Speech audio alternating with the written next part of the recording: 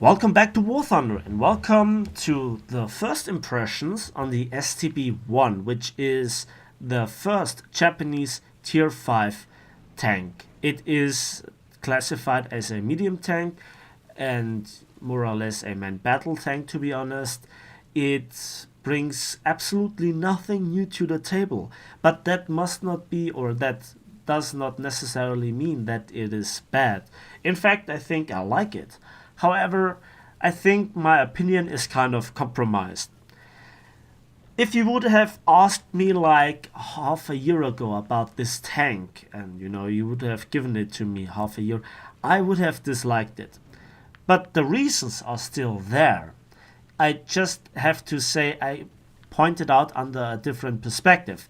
Now, I give you the reason why in a moment. First of all, I switched a little bit around with my microphone settings, so let me know if it is better or worse before. And then also I have to say I cheated a little bit on this tank. That brings me back to the topic. I unlocked all the modifications for the gun. So how can this be a proper first impressions? Well, if something is not new for the game, you don't have to experience it again to know what you have to deal with. For example, when let's say there is a new Spitfire in the British tech tree, and you just have to go through the grind of the weaponry again, let's say Hispano Mark 5s.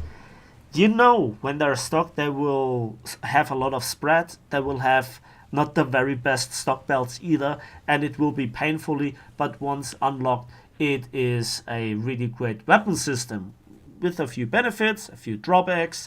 Then there are a few individual states like do you have backup machine guns and so on. What about the STB-1? Why do I make this comparison? Well, kind of the shape is from a Leopard, the hull. The turret is also rather low profile, like on the Leopard. The armor from the side is like on the Leopard. The gun is similar to the Leopard and the M60, like is the reload and the name, and also all the stats and kind of all the abilities from the M60's ammunition and gun. And also the upgrade way is the very same. That makes the L7, without the shadow of a doubt, the king of top tier in terms of usage. There are currently 4 nations that use the L7. The Germans on the Leopard, the British on the Centurion Mark 10, although it's the A1 variant. Then we also have the Americans with the M60, although I guess it has a different name.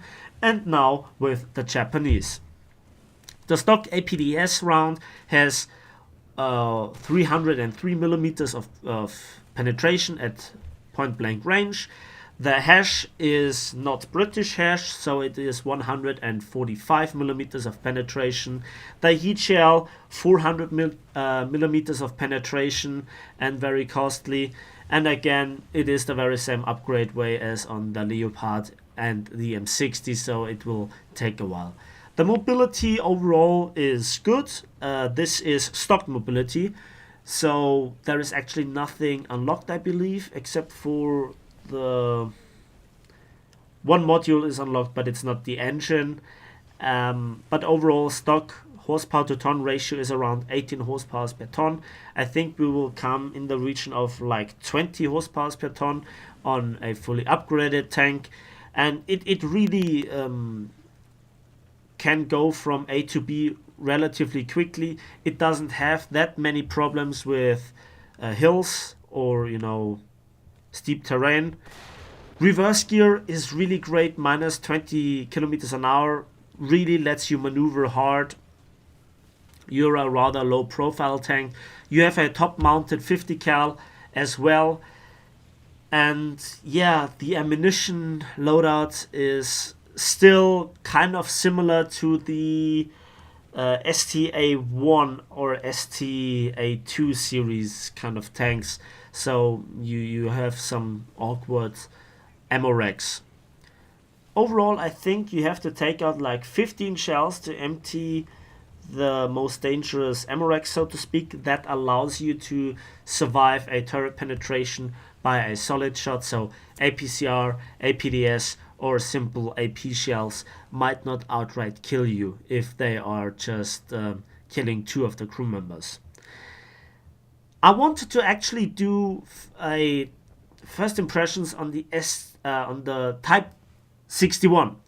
But there is one problem with the Type 61. Overall, it's a great tank, and it kind of is like an M47. But again, I unlocked the heat shell with gold because, again, I played enough of the American 90mm to know what I'm up with. The problem is the disastrous reverse gear of just 2 kilometers an hour, and that actually completely destroys the tank. I'm not saying it's unplayable, but it kills you on a rate that is completely unnecessary and sucks out the fun. And I hope that Gaijin will come around and change that. I'm not sure if you can call it fixing it, but it seems awkward that a tank just has -2 kilometers an hour backward reverse gear with this overall design. A few friends of mine actually stated that it is indeed -20 kilometers an hour, which would be great if the tank would get it. But now I made the jump to the STB-1, and to be honest, it's a fine tank, it's a good tank, but it's nothing new. And so it kind of feels, strange. Why would I have to look forward to this tank? Again, the gun is widely used amongst 4 nations now in War Thunder. The ammunition in its entirety is well known to 3 nations now.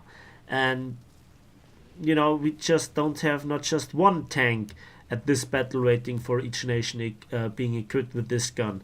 We have 2 Leopards in the German tech tree. We have 2 M60s. Granted, the M60A1 has a slightly better APDS shell. And now we have also 2 tanks in the Japanese tank tree that, use kind of this gun. Again, the Type 74 that comes afterwards has the better APDS shell, but it doesn't make too much difference, does it? So I'm kind of disappointed that we see nothing spectacular. On the other hand, I had no idea what I kind of had to expect. On the other hand, what we have now is a tank that needs, again, a lot of upgrades in terms of weaponry. Again, the APDS shell, I don't trust it. I don't trust it. I tried it out. It failed me completely when I tried it out. The HESH shell, well, I had one incident where I needed 5 of them to kill one tank, and it was a Type 62. Yeah. So I just made a video about how HESH changed my opinion on the Centurion Mark 10, and now I had this experience, which was kind of like a backset again. But again, it might be just a statistical oddity, and the HESH, the heat shell is what is more or less reliable.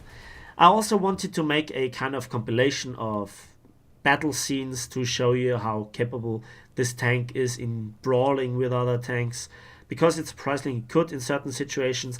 However, some of the recordings were compromised. A quick look at the result screens shows us that for 3 player kills, 3 bots, I got 20,523 silver lines, 2,668 research points for the modules. And let me know what you think about this tank and the current weapon choice at higher tiers. And I think that's it for today. So thanks for watching, thanks for listening. Please give this video a like if you did, subscribe if you want to see more, and we will see each other on the battlefields of War Thunder.